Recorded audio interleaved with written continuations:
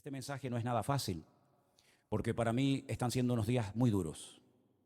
Me costó muchísimo hasta cantar esta tarde, porque la Biblia dice que para cantar hay que estar alegre, y el que está triste tiene que ponerse a orar. Así que a mí me hubiera gustado más estar orando que cantando, por lo menos en el día de hoy. Porque como bien saben ustedes, y como me han dicho muchos amigos míos en Israel, vives en España, pero tu corazón está aquí. Yo sé positivamente que nunca más volveré a encontrar al Israel que conocí durante más de 20 años.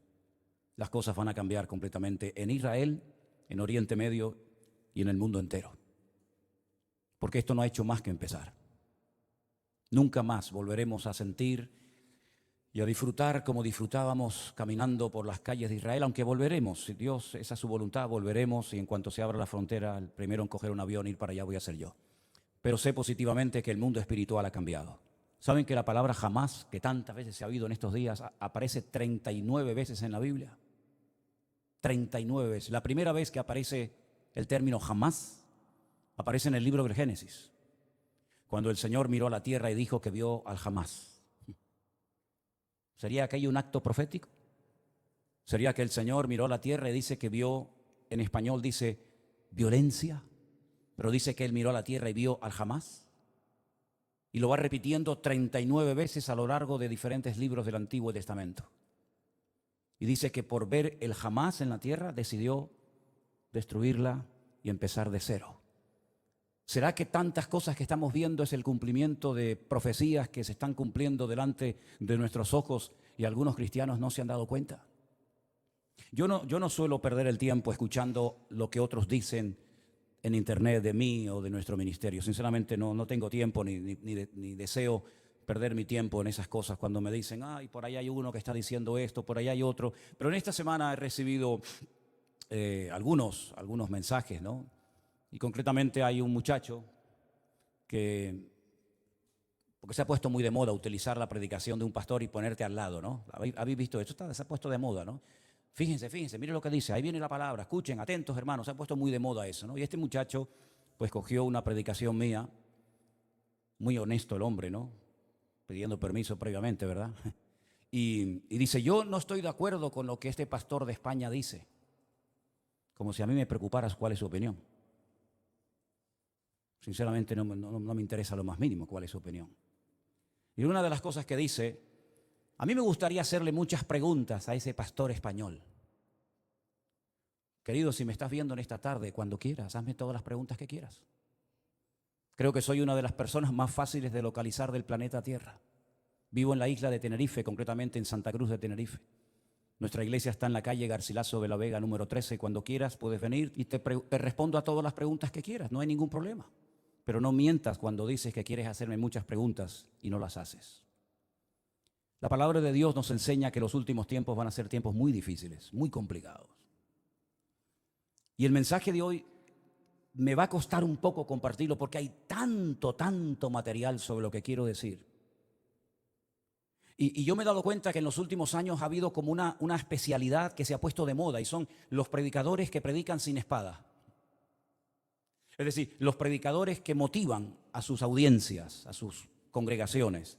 Y claro, cuando oyes a esos hombres con ese léxico, con esas palabras, con ese carisma que tienen, la gente sale allí inflada, ¿no? Porque, claro, son mensajes que no te comprometen, son mensajes donde todo es serás y tendrás y serás. Dios está contigo, te va a bendecir, te va a abrir puertas, etcétera, etcétera, ¿no? Pero ¿cuántos mensajes han oído usted a lo largo de su vida sobre un tema que ahora les voy a preguntar si ustedes creen en eso o no? La ira de Dios. Yo solamente escuché un mensaje en toda mi vida y acabo de cumplir 62 años, desde los 16, 17 años estoy sirviendo al Señor de una manera u otra. En toda mi vida escuché a una persona que predicó un día sobre este tema tan controversial de la ira de Dios y casualmente fue en esta iglesia, en este mismo púlpito. ¿Se acuerdan ustedes de aquel muchacho peladito cubano? ¿Se acuerdan? Él predicó un día sobre la ira de Dios y fue un mensaje excelente. Y después cuando terminó le dije, no es fácil predicar de esto. No es fácil porque nadie está orando para tener a Dios de espalda a nosotros. A nadie le agrada ver tragedias y muertes y guerra. A nadie le agrada. No estamos orando para que esas cosas sucedan. Generalmente nuestras oraciones son: Señor, cuídanos, protégenos, bendícenos, ayúdanos. Pero sabemos que nuestro Dios es un Dios de amor, un Dios de misericordia, pero también se enfada. Y yo veo a Dios cuando su Hijo unigénito, el Señor Jesucristo, cargó el pecado de todos y cada uno de nosotros. El Señor Jesucristo dijo: ¿por qué me has desamparado? Dios dejando a su Hijo solo en la cruz, porque en ese momento su Hijo era el pecado personificado de toda la humanidad. Si abandonó a su Hijo temporalmente por la situación del momento, ¿cómo no habrá momentos puntuales en la vida de las naciones y de los seres humanos en los que Dios dice: basta, estoy harto, estoy cansado? La pregunta que les quiero hacer es: ¿ustedes creen que este tema de la ira de Dios es un mito, es una fábula, es una metáfora, es algo de lo cual se habla, pero que en el fondo no es realmente así? Dios no se enfada, Dios no se enoja. Hay momentos en los que es verdad, Dios bendice, hace milagros, saca a su pueblo de la esclavitud, les da el maná, los protege de los enemigos, pero también hay un montón de versículos, cientos, miles de textos, donde Dios dijo: cuando claméis no os voy a oír, porque cuando yo llamé no me respondisteis, y estoy harto de vuestros holocaustos y de vuestras ofrendas y de vuestras fiestas solemnes. Y por cuanto llamé y no quisisteis, vuestra casa quedará desierta. Y si te parece poco, hay un libro que contiene unas palabras que son impresionantes, son tremendamente impactantes, durísimas. Permítame que se las lea. Ahora les digo dónde voy a estar leyendo. Acuérdate, oh Señor, de lo que nos ha sucedido. Mira nuestro oprobio, y mira nuestra herencia, cómo ha sido traspasada a extraños. Nuestra piel se ha ennegrecido como un horno a causa del hambre. Han violado a nuestras mujeres, a nuestras vírgenes las han violado, y han colgado a nuestros príncipes y no respetaron a los ancianos. Se han llevado a los jóvenes y los muchachos han desfallecido. Los jóvenes dejaron de cantar, cesó el gozo en nuestro corazón, nuestra danza se ha convertido en luto, cayó la corona de nuestras cabezas. Ay de nosotros, Señor, porque pecamos. Por esto se entenebrecieron nuestros ojos, mas tú, Señor, permaneces para siempre, y tu trono de generación en generación. No estoy leyendo un poema, estoy leyendo la Biblia en el capítulo 5 del libro de Lamentaciones. Es tremendo, ¿verdad? Es tremendo cuando Dios dice: basta, hasta aquí hemos llegado, se acabó. Es tremendo cuando Dios le dice a su pueblo: no voy a oír vuestras oraciones, no voy a estar presente en vuestras fiestas solemnes, no voy a oír. El cielo lo haré de bronce y vuestras oraciones no pasarán del techo. Es tremendo, ¿verdad? Cuando Dios ha permitido cosas tremendas en la historia que han afectado a millones de personas, como por ejemplo el diluvio. ¿Cuántas miles de personas habrán muerto en el diluvio, hermanos? Bueno, nadie lo puede saber con exactitud, pero yo creo que murieron miles de personas en el diluvio. Algunos dirán: bueno, millones. Bueno, está bien, millones. ¿Quién mandó el diluvio, hermanos? ¿Quién mandó el diluvio? ¿Quién le dijo a Noé: prepárate porque yo voy a mandar un diluvio a la tierra? ¿Quién fue el que destruyó las ciudades de Sodoma y de Gomorra? Si no fue tu Dios, ¿quién fue entonces? A mí me hace gracia cuando hay gente que dice: es que el Dios del Antiguo Testamento es completamente diferente al Dios del Nuevo Testamento. Y eso es muy peligroso hablar así, porque estás hablando como que hay dos dioses, uno malo y uno bueno, uno que está siempre enfadado y enojado, y otro como que es benevolente, como Papá Noel o como San Nicolás, como lo llaman en otros países, ¿verdad? Que nos concede todo y no importa lo que hagamos. Pero esa no es la enseñanza bíblica. La enseñanza bíblica es que hay un solo Dios. Y el del antiguo es el del nuevo, y el del nuevo es el del antiguo, y no hay otro Dios. Lo que pasa es que hay momentos en los que Dios actúa con infinita misericordia y nos sorprende, y a pesar de nuestras rebeliones y desobediencias nos cuida y nos bendice, pero dice, y lo he leído varias veces en esta semana: no lo hago por ustedes, que os quede claro. No lo hago por vosotros, sino para que mi nombre no siga siendo pisoteado y blasfemado entre vosotros. ¿Me da cuenta? ¿Y quién permitió la destrucción del primer templo de Jerusalén? ¿No fue Dios? ¿Quién le dio autoridad a Nabucodonosor para que quemara el templo y se llevara los tesoros a Babilonia y rompiera la ciudad de Jerusalén y durante 70 años no pudieran volver a su tierra. ¿Quién fue? ¿No fue Dios?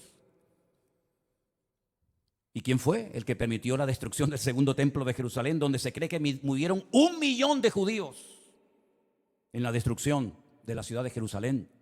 Y todas las matanzas y todas las guerras y todos los ríos y ríos de sangre que se podía haber evitado a lo largo de la historia. ¿Y quién fue el que permitió la Shoah?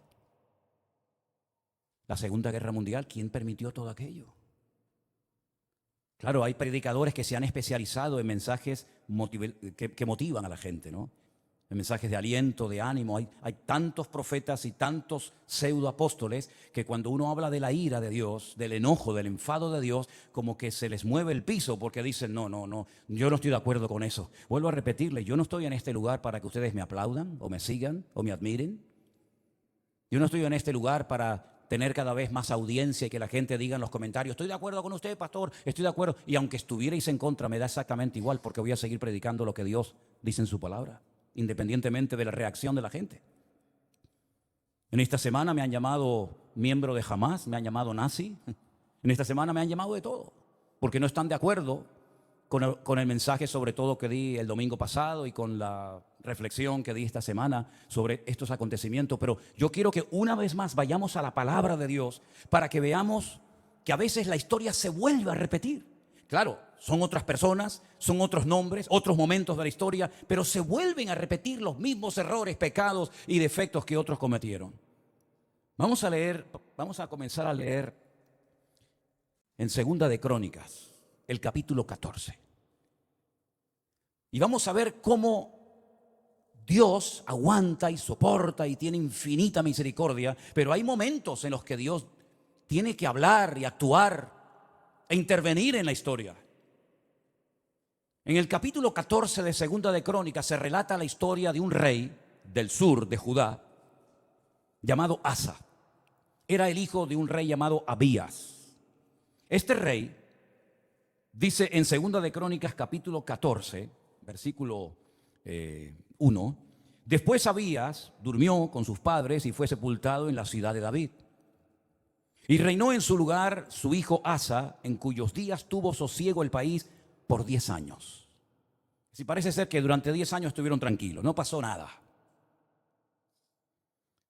Hizo Asa lo bueno y lo recto ante los ojos del Señor su Dios, porque quitó los altares de culto extraño y los lugares altos, quebró las imágenes y destruyó los símbolos de Acera. Y mandó a Judá que buscase al Señor, el Dios de sus padres, y pusiese por obra la ley y sus mandamientos.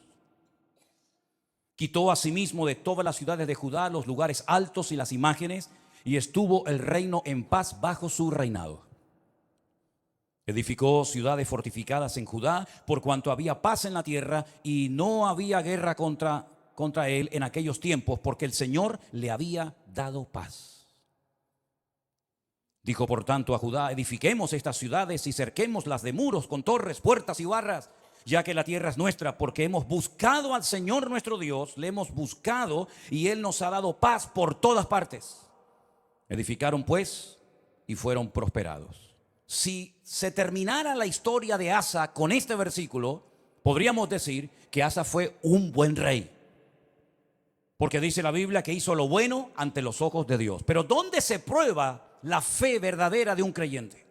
¿En la paz, en la calma, en la quietud, en la prosperidad? No, ahí todo, mientras todo va bien, todo el mundo funciona y todo el mundo está contento.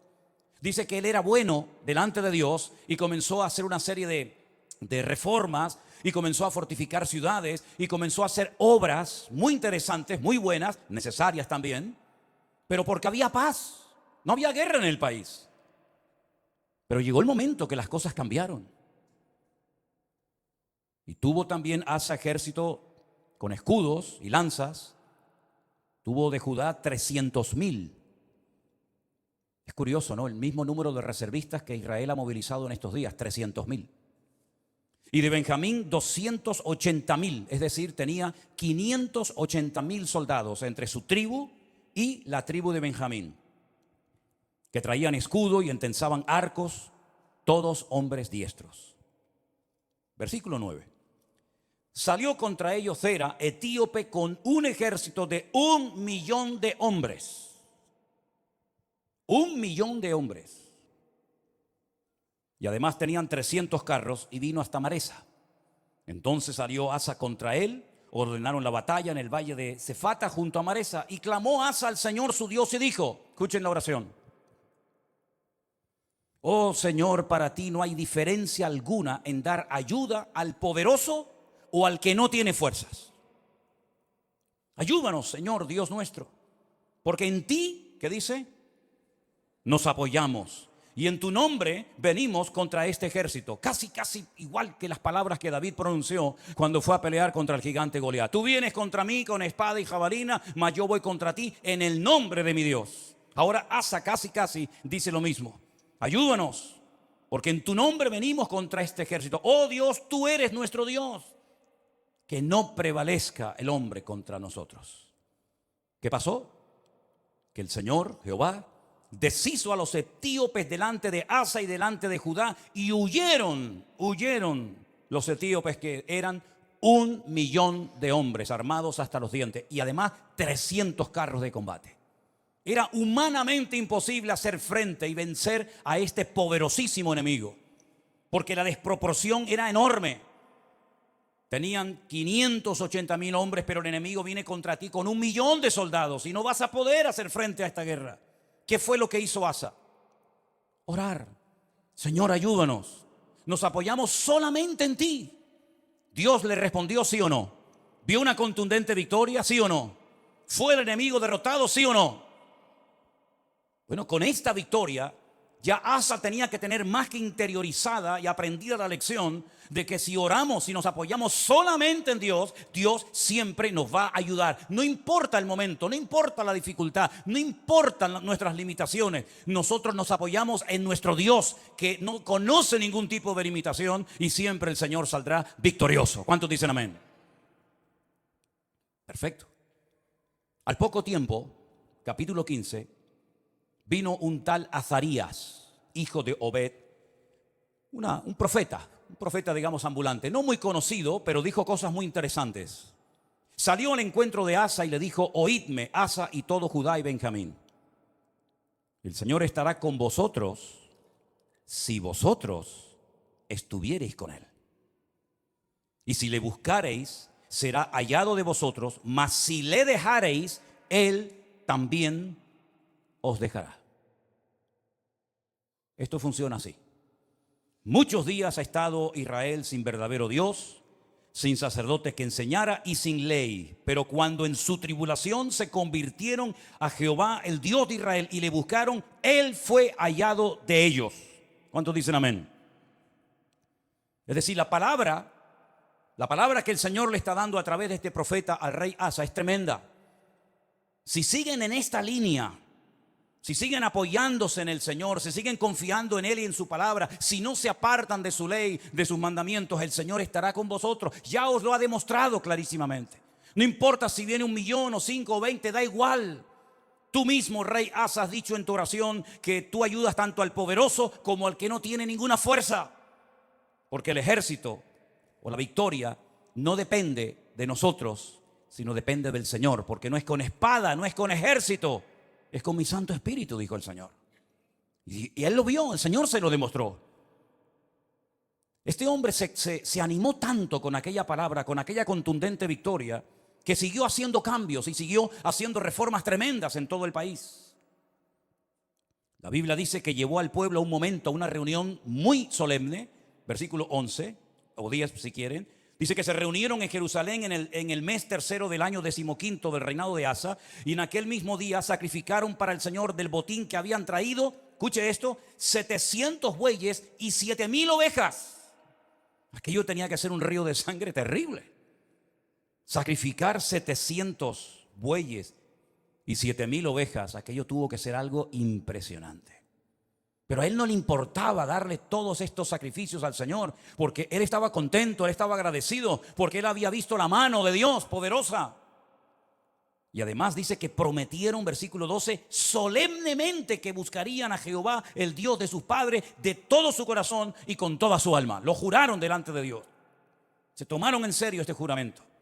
Y cualquiera que no buscase al Señor, el Dios de Israel, que muriera, fuera grande o pequeño, hombre o mujer.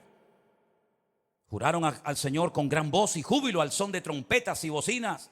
Y todos los de Judá se alegraron en este juramento, porque de todo corazón lo juraban y toda su voluntad lo buscaban, y fue hallado de ellos, porque el Señor les dio paz por todas partes. ¿Cuántos dicen amén?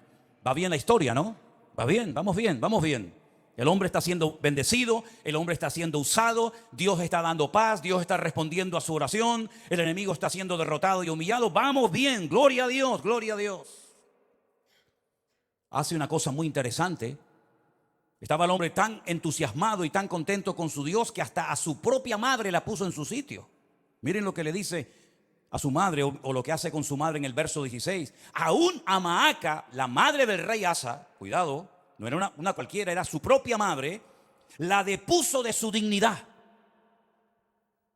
porque había hecho una imagen de acera, y Asa destruyó la imagen y la desmenuzó y la quemó junto al torrente del Cedrón. A su propia madre le dijo: no voy a permitir, por muy madre que seas de mí, que tengamos entre nosotros una imagen de esta acera. La destruyó, la desmenuzó y le prendió fuego en el torrente de Cedrón. Ese torrente, ese barranco que hay entre el monte Moriah del templo y el monte de los olivos. Le prendió fuego. Y en el versículo 18 dice que trajo a la casa de Dios, al templo, todo lo que su padre había dedicado y lo que él había consagrado. Y dice: plata, oros, utensilios. Llevó un montón de cosas. La generosidad brotó en su corazón. Y dijo: voy a llevar a la casa de Dios, al templo, oro y plata y utensilios de todo tipo. Tremendo. Si terminara, repito, la historia del rey Asa con este capítulo, podríamos marcharnos a casa diciendo: gloria a Dios, por fin nos encontramos un buen rey. Porque lamentablemente no todos fueron buenos, hubieron algunos que fueron terribles, pero este por lo menos fue bueno. Pero es que la historia continúa. La historia nos lleva al capítulo 16, donde dice que en el año 36 de su reinado, tuvo mucho tiempo como rey, subió Baasa, el rey de Israel, el que estaba en el norte. Ya el país se había dividido, recuerden esto, hermanos. Estaba Judá al sur con la tribu de Benjamín, y las 10 tribus al norte adoptaron el nombre de Israel. Y entonces el rey de Israel, en este caso se llamaba Baasa, va contra él, fortifica la ciudad de Ramá para no dejar salir ni entrar a ninguno. ¿Y qué es lo que hace Asa? Se supone que tenía que hacer exactamente lo mismo que ya había hecho y que le había dado tan buenos resultados, ¿sí o no? Orar, clamar al Señor, apoyarse en el Señor y poner en práctica el juramento que habían hecho. Nos apoyaremos en ti, confiaremos en ti. Lamentablemente no hizo eso, no lo hizo. ¿Qué es lo que hace? Sacó Asa la plata y el oro de los tesoros de la casa de Dios. Es decir, ayer los entregué al Señor, hoy los vuelvo a tomar. Ayer los consagro para uso exclusivo del templo, y ahora tomo todo eso que no es mío. Son parte de los tesoros de la casa de Dios. Y lo que hace es que se los envió a un tal Ben-Hadad, rey de Siria, que estaba en Damasco. ¿Y este qué pinta aquí? ¿Quién es este rey de Siria, este tal Ben-Hadad? ¿Qué pinta este hombre en todo esto? Bueno, le dijo: hay alianza entre tú y yo como la hubo entre tu padre y mi padre. Y aquí yo te he enviado plata y oro para que vengas y deshagas la alianza que tienes con Baasa, el rey de Israel, a fin de que se retire de mí. Consintió Ben-Hadad con el rey Asa y envió los capitanes de su ejército contra las ciudades de Israel, y conquistaron Gijón, Dan, Abel-Maín, las ciudades de aprovisionamiento de Neftalí. Y oyendo esto, Baasa cesó de edificar a Ramá y abandonó su obra.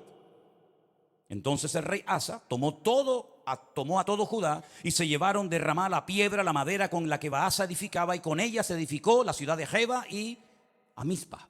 Problema solucionado. Ya está. Pero esto no fue agradable ante los ojos de Dios, porque aunque humanamente hablando se salió con la suya, le doy dinero a un rey de Siria, Ben-Hadad, para que me apoye en la guerra, para que se ponga en contra de mi enemigo. Yo le pago, yo le doy una cantidad enorme de dinero, aunque vacíe la casa de Dios, y así me quedo tranquilo. Pero es que resulta que en aquel tiempo a los profetas, y lo dicen otros textos de la Biblia, se les llamaba videntes, porque eran los que veían, los que leían las circunstancias, los que interpretaban el mundo espiritual. Por eso se les llamaba por un tiempo a los profetas videntes, porque veían más allá de lo natural. Porque lo natural, como he dicho muchas veces, es un reflejo de lo espiritual. Y ahora viene este vidente, este profeta, y le dice al rey Asa: por cuanto te has apoyado en el rey de Siria y no te apoyaste en el Señor tu Dios, por eso el ejército del rey de Siria se escapó de tus manos. Los etíopes y los libios no eran un ejército numerosísimo con carros y mucha gente de a caballo. Le recuerda el pasado, le recuerda la historia, lo que Dios hizo por él. Con todo, porque te apoyaste en Jehová, Él los entregó en tus manos. Porque los ojos del Señor contemplan toda la tierra para mostrar su poder a favor de los que tienen corazón perfecto para con Él. Y ahora le dice: locamente has hecho esto. Locamente has hecho esto. Porque de aquí en adelante habrá guerra contra ti. Has abierto una brecha, has abierto una puerta en el mundo espiritual. Y a partir de hoy, tu vida va a cambiar radicalmente, pero para mal, no para mejor. ¿Qué hubiera hecho usted, hermano y hermana, o yo, si nos viene un profeta como este, Hanani, y nos amonesta y nos dice esta palabra? ¿Qué hubiéramos hecho? Señor, perdóname, lo siento. Así como el profeta Natán, ¿se acuerdan cuando fue a la casa del rey David y le dijo: tú eres ese hombre, tú has pecado, por culpa tuya el nombre de Dios ha sido blasfemado y pisoteado en el mundo de los gentiles? Y David dijo: Señor, perdóname, no quites de mí tu Santo Espíritu, ¿verdad? Y ten piedad de mí, etcétera, etcétera. Lo mismo tendría que haber hecho Asa, ¿sí o no? Era un hombre de Dios, conocía la palabra, había visto el poder de Dios en su vida, en su reinado. Lo lógico hubiera sido decir: perdóname, Señor, lo siento mucho, he dado un mal ejemplo al país, sacando los tesoros de la casa de Dios y dándoselos a un pagano para que me ayude, como si no tuviéramos un Dios más poderoso que el rey de Siria, Ben-Hadad. ¿No te das cuenta, querido hermano, que cada vez que te apoyas en algo o en alguien que no es Dios, el que se lleva la gloria no es Dios, sino el que en la persona en la que te has apoyado? Locamente has actuado. Tú, un hombre de Dios, no tiene que actuar de esta manera. Un pueblo que conoce a su Dios no puede caer en estos errores. ¿Qué dije el domingo pasado? Hay cosas que se hacen en este país o en el tuyo o en muchas naciones de la tierra que no es que estén bien, pero bueno, digamos que no afectan tanto al mundo espiritual. Pero Israel no puede permitirse ser como los demás. Israel no puede imitar a los demás perdiendo su identidad, apoyándose en lo que nunca tenían que haberse apoyado y olvidándose de su Dios. Porque Israel no es un país cualquiera. Israel tiene que ser un punto de referencia para todo el mundo. Tiene que ser una luz entre las naciones, que ese fue el propósito por el cual, o uno de los propósitos por el cual Dios los llamó. Así que has actuado locamente porque tú tenías que haberte apoyado en el Dios Todopoderoso, que te ha demostrado que es un Dios poderoso y que no importa si vienen 1 millón o 20 contra ti, el Señor te va a librar. Y como hemos cantado esta tarde, y espero que no solamente haya sido una canción, sino algo que tenemos claro en nuestra vida: por un camino vendrán y por 7 huirán. Y él sabía ese versículo que hemos cantado en esta tarde. Pero ¿qué pasó? Versículo 10. Se enojó Asa contra el vidente. Se enfadó contra el profeta. Lo mete en la cárcel porque se encolerizó grandemente a causa de esto. No le hizo gracia la palabra del profeta Hanani. No le gustó. Oprimió Asa en aquel tiempo a algunos del pueblo. Mas he aquí, los hechos de Asa, primeros y postreros, están escritos en el libro de los reyes de Judá y de Israel. Ahora escucha bien. En el año 39, pocos años después de su reinado, este rey enfermó gravemente de los pies. Y en su enfermedad, ¿a quién buscó? A los médicos. Como diciendo: ni en mi enfermedad me voy a humillar delante de Dios. No está mal ir a los médicos, ni mucho menos. El Señor dice en su palabra: yo envío sanidad y medicina a mi pueblo. Pero la actitud de Asa es de soberbio, es de arrogante. Es decir, estoy enfermo, si clamara al Señor, Dios me podría sanar, pero no lo voy a hacer, porque no quiero saber nada de ese Dios. Y dice que en su enfermedad buscó a los médicos en vez de a Dios. Al final murió en el año 41 de su reinado. Lo sepultaron en los sepulcros que él había hecho para sí en la ciudad de David. Lo sepultaron en un ataúd y le llenaron de perfumes y de diversas especies aromáticas preparadas por expertos perfumistas e hicieron un gran fuego en su honor. Perfumes para el muerto. Y ahí se acaba la vida y el reinado de Asa. ¿Qué les parece? ¿Qué les parece? Bueno, esto al fin y al cabo es una historia del pasado, de la cual podemos extraer ciertas y determinadas aplicaciones y lecciones para nuestra vida. Pero ¿saben qué? El hombre no aprende. El hombre no aprende. Sigue cometiendo los mismos errores, los mismos pecados, y en vez de apoyarse solamente en Dios, que los ha librado tantas veces de ser destruidos y tragados por sus enemigos, vuelven a apoyarse en ejércitos extranjeros, en la ayuda de hombres, en vez de apoyarse única y exclusivamente en su Dios. Hemos leído en esta tarde, espero que hayan prestado atención, el Señor es mi luz y mi salvación. No temeré lo que me pueda hacer el hombre. Ellos tienen una palabra que dice, aunque un ejército acampe contra mí, no temerá mi corazón. Aunque contra mí se levante en guerra, yo viviré confiado. Eso es lo que dice la palabra. Pero eso no puede ser solamente un texto bíblico. Eso tiene que ser una realidad cada día de nuestra vida.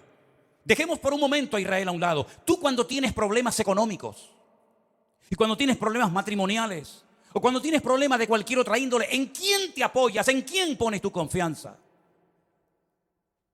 A ver si nos va a pasar lo mismo que a Asa. El Señor libró a su pueblo de la esclavitud. Podían haber muerto todos en Egipto. De hecho, estaban lanzando a los niños al río Nilo para que murieran. Podían haber muerto en el cautiverio en Babilonia. De hecho, dice que algunos de ellos los lanzaban a hornos de fuego y a otros los lanzaban a fosos llenos de leones. Podían haber muerto en la Edad Media, cuando la corona española junto con la Inquisición comenzó a matar gente por todas partes de España, incluido también a ellos. Podían haber desaparecido en la Segunda Guerra Mundial. Podían haber perecido en cualquier otro momento de la historia, pero Dios siempre, siempre ha tenido misericordia de ese pueblo. Cuando estaban con la soga hasta el cuello, en su angustia invocaban a Dios y Dios les respondía.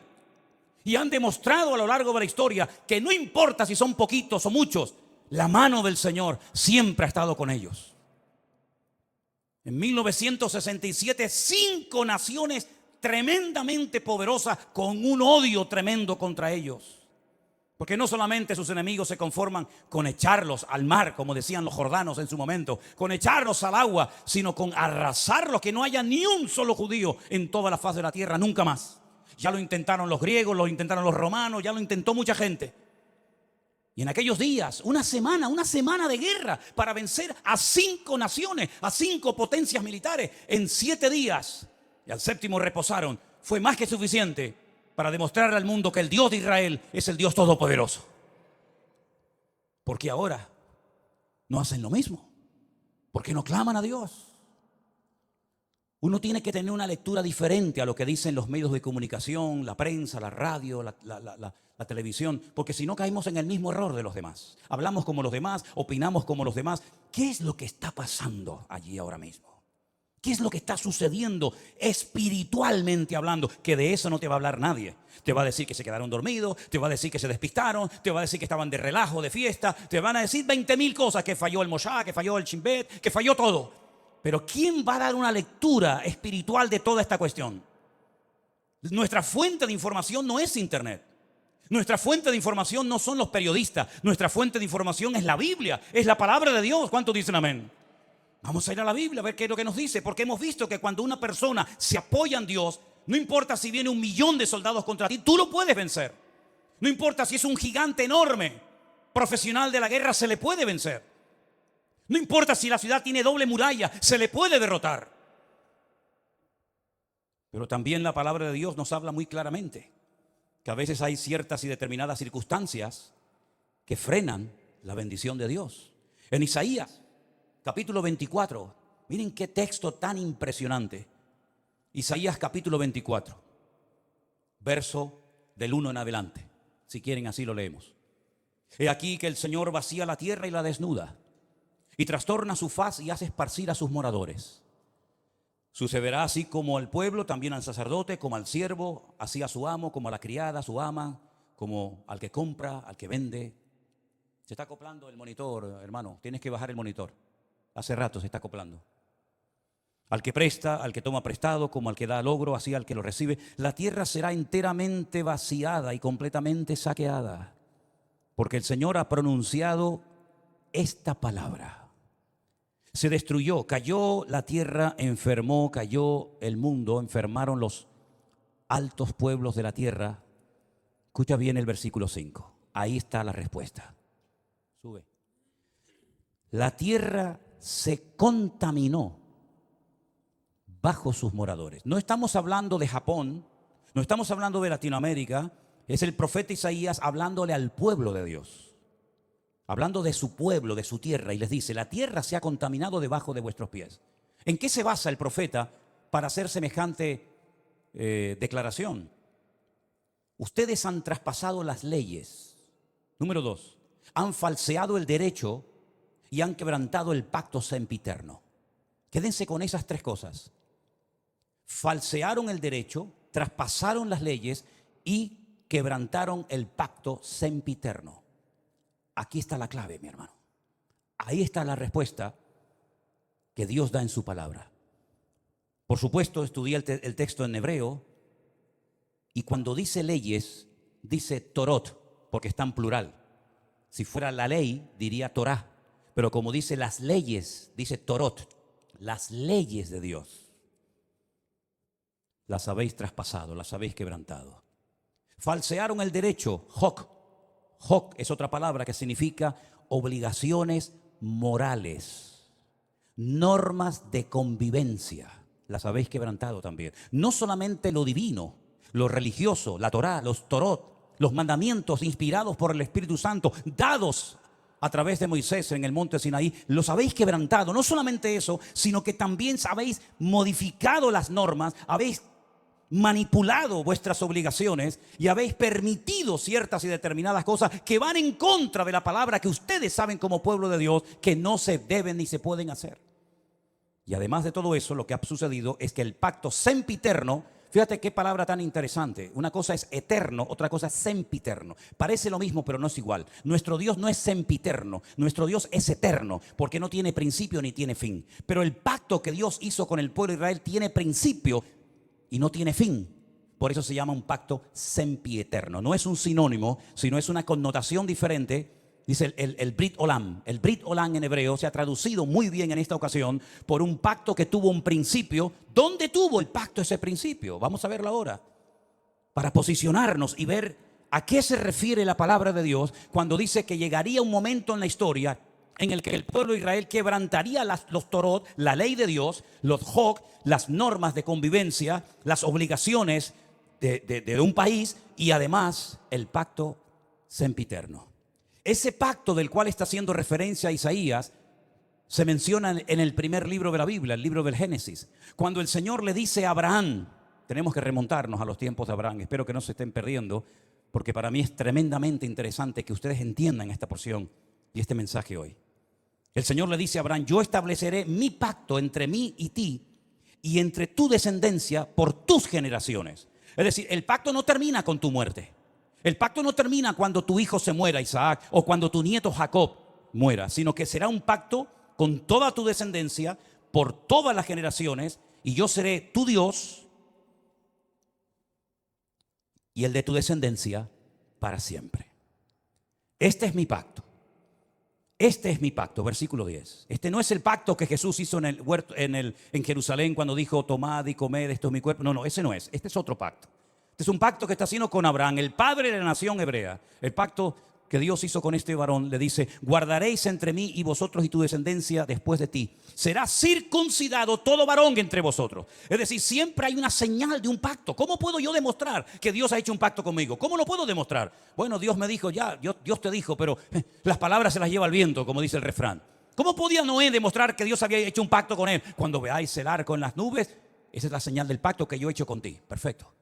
¿Y cómo podía Abraham demostrar, o la descendencia de Abraham, que Dios había hecho un pacto con ellos, que los había escogido de entre todas las naciones? Esta será la señal del pacto: circuncidaréis la carne de vuestro prepucio y os será por señal entre mí y vosotros. A la edad de 8 días Luego no es un pacto con la nación islámica, con los árabes, porque los árabes se circuncidan a los 13 años y los judíos circuncidan a sus hijos a los 8 días. ¿Te das cuenta?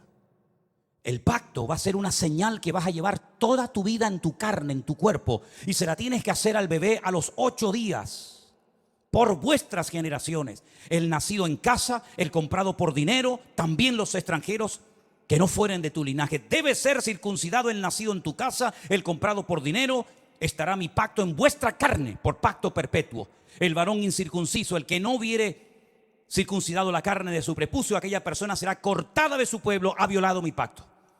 Da igual si son religiosos o no, si son creyentes o no, si son practicantes o no. No hay ni un solo varón de Israel que no sea circuncidado, ni uno.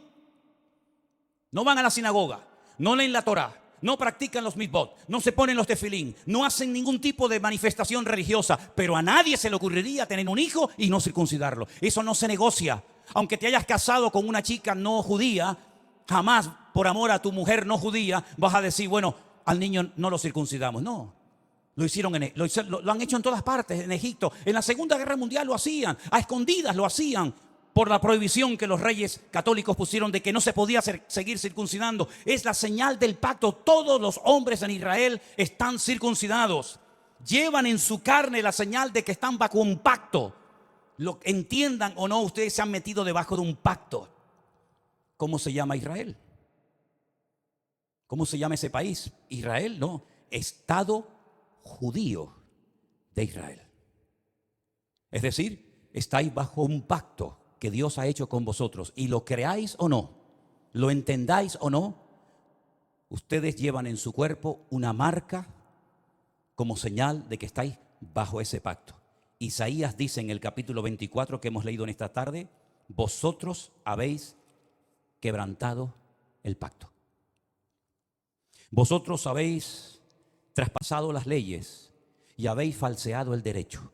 La ley de Dios no se modifica, no se le quita ni se le añade nada. Ya están los 613 mandamientos en lo que se conoce como la ley, la Torá, el Pentateuco, el Humash, ponle el nombre que usted quiera.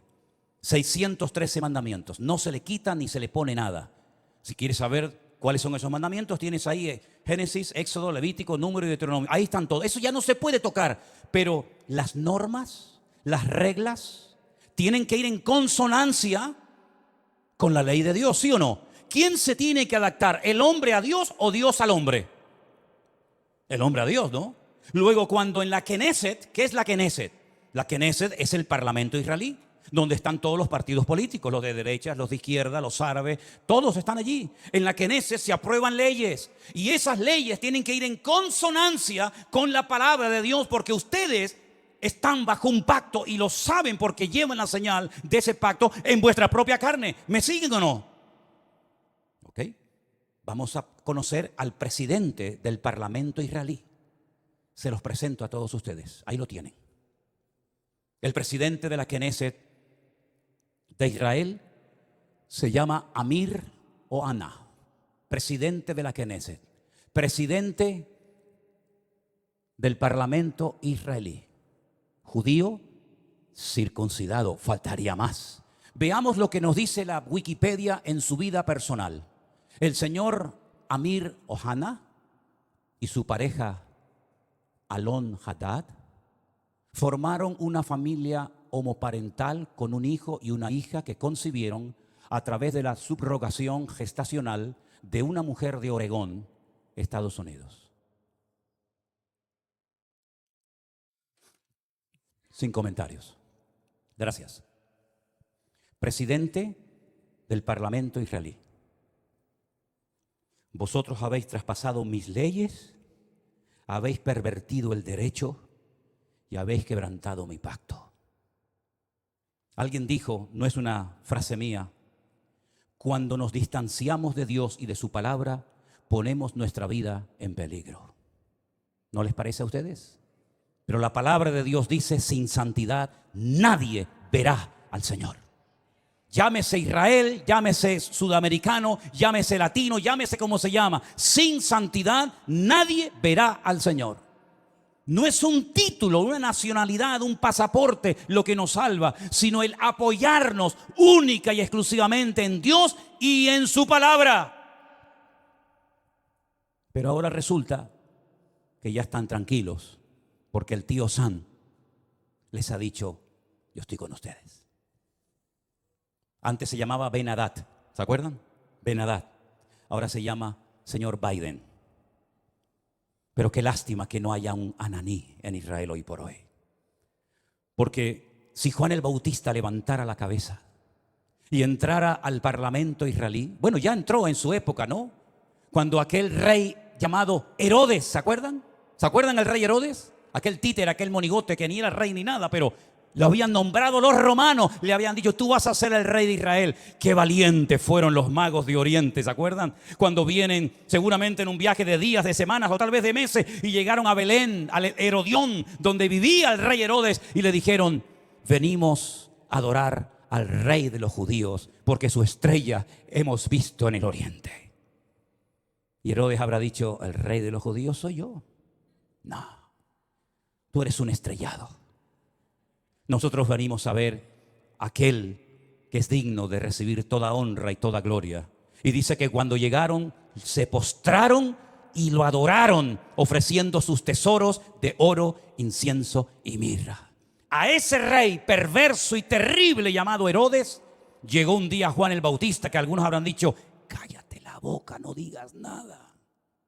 Te la está jugando. Y le dijo: no te es lícito haberle robado la mujer a tu hermano y llevártela a tu cama y acostarte con ella. No te es lícito, adúltero. ¿Qué le costó a Juan el Bautista esa declaración?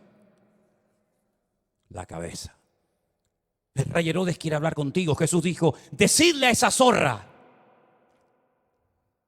Y me dicen a mí que yo soy duro hablando. Decidle a esa zorra. Y no fue a verlo. Y cuando aquel soberbio, arrogante romano le dice: no me hablas, llevo una hora interrogándote, te puedo librar de la mano de tus verdugos y no me contestas, no sabe que tengo autoridad para librarte. Y es entonces cuando el Señor dice: tú no tendrías nada que hacer contra mí si mi Padre no te lo permite. Aquí no se mueve ni una sola hoja de un árbol sin permiso de nuestro Dios. Y no hay nada que ocurra en las naciones de la tierra, y menos en esa tierra santa para Dios, donde Él es el dueño de la tierra, que no lo permita el Señor. ¿Se dan cuenta cómo tenemos que clamar por misericordia más que nunca, mis queridos hermanos? Con semejantes personajes, con semejante panorama, que Dios tenga misericordia de nosotros. Miren esta fotografía, miren esta fotografía. Estamos en la ciudad de Tel Aviv, un montón de gente. Sería muy bueno que la ampliaras. Sí, yo sé que se va a perder mucho de lo que dice, pero ahí hay una reunión de oración. Fueron a orar. Y judíos, por temor a que en otras naciones no les dejaran en público hacer una reunión de oración, viajaron expresamente en esos días de Yom Kippur a Israel, porque todos los años se hace en una plaza pública en Israel, se hace un acto de oración, de perdón. Y entonces estos judíos, algunos mayores, otros jóvenes, familias enteras, viajaron a Israel para poder participar en público en las calles de la ciudad de Tel Aviv de una reunión de oración. Y mire lo que dice en la parte de abajo: las personas que se mudaron a Israel sintieron miedo en el único lugar donde no esperaban sentirse amenazados por su judaísmo. ¿Quién impidió esa reunión de oración? ¿Jamás? ¿Hezbollah? Los de las banderitas de colores. Y toda la tropa que les acompaña interrumpieron una reunión de oración. ¿A quién molestaban? ¿A quién le podía hacer daño que un montón de gente allí oraran a Dios pidiendo por la nación? ¿Qué problema, qué daño puede hacer eso? En esa plaza, unos días más tarde, en esa misma plaza, ponemos la siguiente fotografía, por favor. La gente se reúne y enciende velas para recordar a las víctimas de Israel. ¿Casualidad? Díganme lo que quieran, díganme lo que quieran. Pero en esa plaza una semana atrás, los echaron prácticamente a patadas para que no oraran por Israel. Y una semana más tarde, en esa misma plaza, tuvieron que ir a poner velas a recordar lamentablemente, en ese acto de salvajismo terrible que hemos visto, a las víctimas que murieron. ¿Qué les parece, hermanos? ¿Qué les parece? Empecé este mensaje haciéndoles una pregunta. ¿Ustedes creen en la ira de Dios? ¿Ustedes creen que Dios se enfada, que podemos hacer lo que nos da la gana y no pasa nada? Sigan jugando con Dios, sigan. Tarde o temprano te darás cuenta que con Dios no se puede jugar. Es mejor decir no soy nada a decir soy judío, soy cristiano, soy evangélico, soy creyente y vivir peor que la gente del mundo. Yo decía hasta hace unos días, ya no lo voy a volver a decir más porque sería un insulto, ¿no? Yo decía que esta gente que entró e hizo esas cosas terribles que no tienen ni nombre, y lógicamente no vamos a poner ninguna escena de esas, se portaron como animales. Y me equivoqué. Los animales no se comportan así. Alguien dijo recientemente, si los seres humanos todos tuviéramos corazón de perro, no habría guerras en el mundo. Porque dicho sea de paso, la palabra perro en hebreo es kol-lev. Kelev. Kol-lev. Todo corazón. Kol, todo, lev, corazón. El perro se llama en hebreo todo corazón. ¿Cuánto echo de menos a mi perro? ¿Cuánto echo de menos a Trotsky? ¿Cuánto lo echo de menos? Los viajes que he hecho con él, los días que he viajado solo por ahí, durmiendo en cantidad de lugares y siempre a mi lado, siempre ahí, ¿verdad? Ustedes saben que era mi sombra. Cuando vivíamos enfrente de la iglesia, saltaba el muro, aunque tenía ya las patitas con problema y con dolor, saltaba y se metía aquí en la iglesia y aquí se quedaba quietito, ¿verdad? Si fuéramos todos los seres humanos con corazón de perro, no veríamos estas cosas terribles que hemos visto. 150 personas que no se sabe lo que va a ser de ellas. Niños, en fin, no quiero ni mencionar la palabra. ¿Qué les parece, hermanos? El único que puede solucionar esto, ¿saben quién es? Dios. ¿Saben quién va a ganar la guerra esta? Dios es el que la va a ganar. Y si todo esto lleva al hombre a ponerse de rodillas y a pedir perdón, pues gloria a Dios. Porque lean ustedes esta semana Sofonías, lean ustedes Joel, lean ustedes Miqueas, lean ustedes el libro de Jeremías, lean ustedes, hermano, el libro de Lamentaciones y os vais a dar cuenta cuántas muertes, cuántas guerras se podían haber evitado si el pueblo hubiera puesto su apoyo y su confianza solamente en Dios. Y no he mencionado lo peor. Lo voy a mencionar así de pasadas, pero no nos olvidemos que un papa pidió perdón, ya tarde, pero bueno, por lo menos pidió perdón por la Inquisición. Un rey español pidió perdón por haber expulsado al pueblo de Israel de España, robándoles todas sus posesiones y mandándolos con lo puesto. Alemania pidió perdón hace años por lo que había hecho, y mira qué país tan bendecido y tan próspero es Alemania. Pero el pueblo de Israel, que yo sepa, pueblo que amo, y si pudiera ir allí ahora mismo iría, nunca pidió perdón por haber matado a mi amado Señor Jesucristo. Nunca lo hizo. Es más, su nombre es blasfemado cada día. Entonces, queridos hermanos, ¿tiene o no tiene Dios misericordia de nosotros y de su pueblo Israel? Por lo tanto, mis queridos hermanos, o espabilamos y doblamos nuestras cabezas, o los próximos seremos nosotros. ¿Se acuerdan lo que me dijo aquel rabino en aquel muro aquel día? Ahora es Ucrania, pasado mañana será Israel, después seréis vosotros. ¿A dónde van a ir esos miles y miles de refugiados? Jordania no ha abierto sus fronteras diciéndole vengan, vengan, tenemos un país enorme, grandísimo, de miles y miles de kilómetros, vengan aquí. Al fin y al cabo los palestinos, ¿de dónde eran? Eran jordanos. Los viejos que viven en Israel, ¿qué pañuelos se ponen en la cabeza? ¿Con qué se ponen en la cabeza? ¿De qué colores? ¿De qué colores? ¿Blanco y negro? No. Blanco y rojo. El pañuelo de Jordania. Miren la bandera de Jordania, miren la bandera palestina. Son iguales, simplemente que han puesto ahí una estrella. Pero Jordania no ha dicho, vengan para acá, les recibimos. Arabia Saudita no los ha invitado a venir. Los iraníes, que tanto los aman y los apoyan, Qatar, país rico, no ha invitado a ninguno de ellos. Todos los quieren, pero lejos. ¿A dónde van a venir todas esas personas? ¿A dónde vinieron los sirios cuando fue la guerra en Siria? ¿A dónde fueron los libios? ¿A dónde van a ir? A Europa. Aquí tienen pagas, aquí tienen comida, aquí tienen todo lo que sus hermanos árabes jamás les van a dar. Así es que he dicho muchas veces, lo mejor está por venir. Pero bíblicamente, para ciertos sectores de la tierra, lo peor está por venir. Porque si les interesa el tema, lean esta semana detenidamente capítulo 38 y 39 de Ezequiel. Ahí te dice quién va a atacar y cuándo lo va a hacer. Y no son estos, ¿eh? Hay un dato tremendamente significativo. Esta guerra va a terminar, por supuesto que sí. Y todo volverá supuestamente a la normalidad. Volverán a estar tranquilos porque ya se han quitado un enemigo de encima. Lean Ezequiel 38 y 39 y te dice cuándo va a atacar el de arriba. El de arriba. ¿Quién es el de arriba? El del norte. El oso.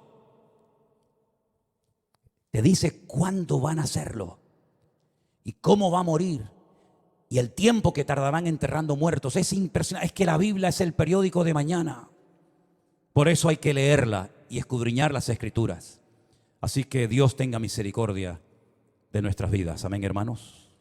La pregunta es, y termino, ¿cómo es posible que este pueblo tan inteligente, de tantos premios Nobeles, no se dé cuenta de todo lo que está sucediendo? Bueno, la palabra de Dios nos enseña que están ciegos. Están ciegos.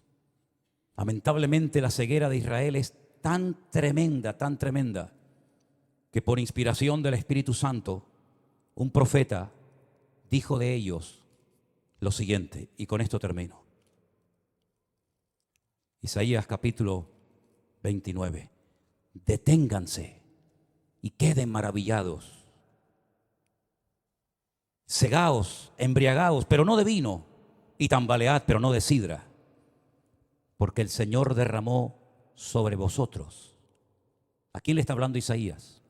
A Israel, no a nosotros. En ese momento Isaías le estaba predicando al pueblo de Israel y le dice, el Señor derramó sobre vosotros espíritu de sueño. Cerró los ojos de vuestros profetas. No hay profetas en Israel.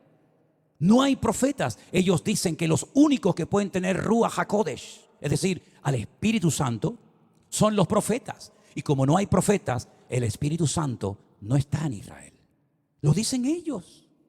Dice, cerró los ojos de vuestros profetas y puso velos sobre las cabezas de vuestros videntes. No dice Pablo que tienen un velo que cuando leen no entienden porque tienen un velo y hasta que no se conviertan a Cristo, el velo no les será quitado. ¿No dice eso la Biblia?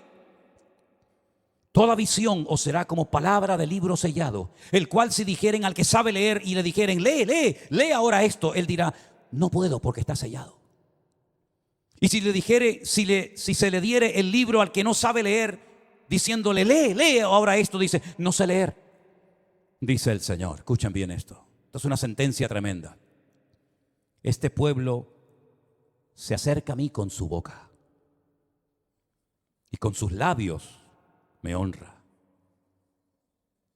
pero su corazón está lejos de mí. No te enfades conmigo, querido. Pelea con Isaías. Yo no escribí esto. Con su boca me honran, con sus labios, pero su corazón está lejos de mí, porque su temor de mí no es más que un mandamiento de hombres que les ha sido enseñado. Por tanto, he aquí que nuevamente excitaré yo la admiración de este pueblo con un prodigio grande y espantoso. Perecerá la sabiduría de sus sabios, se desvanecerá la inteligencia de sus entendidos. Ay de los que se esconden de Dios, encubriendo el consejo. Sus obras están en tinieblas y dicen, ¿quién nos ve? ¿Quién nos conoce? Vuestra perversidad ciertamente será reputada como el barro del alfarero. ¿Acaso la obra dirá de su hacedor, no me hizo? Dirá la vasija de aquel que le ha formado, no entendió. Hermanos queridos, necesitamos orar más que nunca para que Dios tenga misericordia de ese pueblo, de sus dirigentes, como de todos y cada uno de nosotros. Y Dios volverá, claro que sí, otra vez a tener misericordia de su pueblo. Y otra vez llenará su boca de risa. Y otra vez dirán entre las naciones: grandes cosas ha hecho el Señor con estos. Pero ya es tiempo de que despertemos y nos demos cuenta de que hay cosas que se pueden evitar en la vida si obedecemos a Dios. ¿Por qué aprender a base de lágrimas? ¿Por qué aprender a base de humillaciones? ¿Por qué aprender a base de palos? Si el Señor nos ha dejado en su palabra las instrucciones concretas y específicas para no sufrir innecesariamente, para no morir antes de tiempo, para no tener que hacer el ridículo, porque el Señor creó a ese pueblo para que fueran siempre cabeza y nunca cola, para que estuvieran siempre arriba y nunca debajo. Eso fue lo primero una de las cosas que más me impactó cuando yo fui a Israel, sobre todo al Kotel HaMaraví, al Muro de los Lamentos. Yo llegué al Muro de los Lamentos, una plaza enorme, y hay una pared, como ustedes saben, grandísima. Y allí están los judíos orando 24 horas al día, siempre orando, con sus movimientos, con su Torá, con sus salmos y con sus historias. Y cuando levantas la cabeza dice: ¿y ahí arriba? ¿Quiénes están ahí arriba orando? Esas mezquitas que están ahí arriba, aquella de Al-Aqsa, el domo de la roca donde Abraham subió a sacrificar a Isaac. ¿Quiénes están ahí arriba? No, arriba están los árabes. ¿Arriba? Sí, están arriba.